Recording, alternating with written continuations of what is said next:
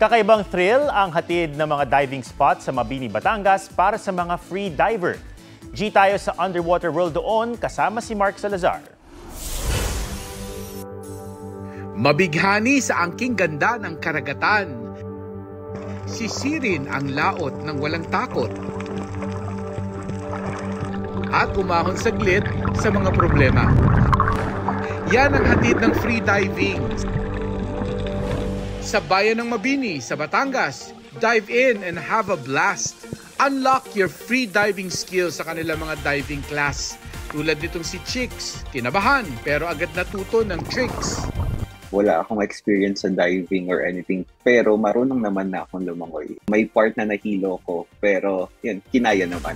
May mga grupong nag-o-offer ng diving packages. Mayroon ding independent professional diving instructors.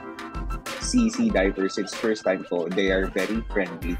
Tapos yung mga coach really will accommodate your questions at tuturuan nila kayo ng techniques and sasabihin nila sa inyo kung saan ka nagkamali, ano yung mga kailangan mong i-improve.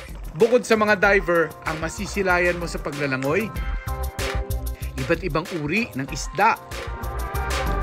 At higit sa lahat, matututunan ng tamang pangangalaga sa karagatan. Mark Salazar, nagbabalita para sa GMA Integrated News. Huwag magpahuli sa mga balitang dapat niyong malaman. Mag-subscribe na sa GMA Integrated News sa YouTube.